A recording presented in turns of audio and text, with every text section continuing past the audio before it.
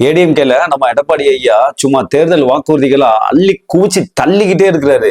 அது என்ன, பெண்களுக்கு மட்டும் இலவச பேருந்து, ஆண்களுக்கும் கொடுப்போம். அதே போல கருணை தொகை நாங்க 10,000 ரூபாய் கொடுப்போம். வேலை இல்லாத பட்டதாரிகளுக்கு 2,000 ரூபாய் கொடுத்தா போதும்.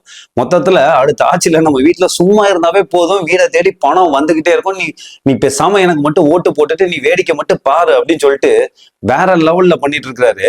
ஆக்சுவலா ஒரு உண்மை என்னன்னா, சென்னை, கோயம்புத்தூர், திருப்பூர் இதுலலாம் பாத்தீங்கன்னா இலவச பேருந்துல பெண்கள் பயணிக்கிறாங்கல்ல, இதுல கிட்டத்தட்ட 50% மேல நம்ம நாட்டுல, தமிழ்நாட்டுல ஓட்டே இல்லாத பல பேர் தான் பயணிச்சுட்டு இருக்காங்களாம்.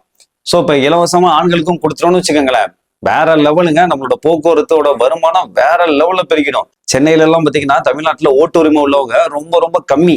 அப்படிங்கிறப்ப அதர் ஸ்டேட்டுக்காரனுக்குலாம் ஒரே கொண்டாட்டம். அவன் தலைவரே, நீங்க என்ன சொல்றீங்கன்னா கருணை தொகையா 10,000 ரூபாய் ஒரு முறை கொடுக்கப்படும் அப்படின்னு இருக்கீங்க. எங்களுக்கு கருணை தொகையெல்லாம் வேணாங்க, கருணை மட்டும் இருந்தா போதும். அது என்ன கருணை அப்படிங்கிறீங்களா? உங்க ஆட்சி காலத்துல, அதாவது 2016, 2021 உங்க ஆட்சி காலத்துல இந்த பொள்ளாச்சியில பல பெண்களுக்கு எதிராக பாலியல் வன்கொடுமை நடந்துச்சுல, அதுக்கு இதுவரைக்கும் நீதி கிடைக்கவே இல்லை தலைவரே. அதனால இந்த பெண்கள் மீது உங்களோட கருணை வேணும். அதே போல தூத்துக்குடியில அப்பாவி மக்களை ஸ்டெர்லைட்டுக்கு எதிராக போராடிய காரணத்திற்காக ஓட ஓட விட்டு சுட்டு கொண்டாங்கல்ல, அப்ப கூட சுட்டதே எனக்கு தெரியாது அப்படின்னு சொல்லிட்டு பகிரங்கமா ஒரு வாக்குமூலம் கொடுத்தீங்கல்ல, அந்த அப்பாவி மக்களுக்கு ஒரு நீதி வேணும், ஒரு கருணை வேணும்.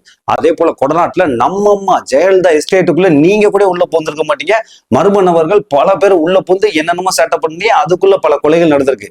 சோ இதுக்கெல்லாம் நீதி கிடைச்சாவே எங்களுக்கு ரொம்ப திருப்தி தலைவரே. நீங்க சொல்ற இந்த தொகையெல்லாம் தூக்கி தூரமா வச்சுட்டு உங்களோட கருணையை இந்த கேஸ்ல மட்டும் காட்டுங்க, எங்களோட ஓட்டு உங்களுக்கு தான்.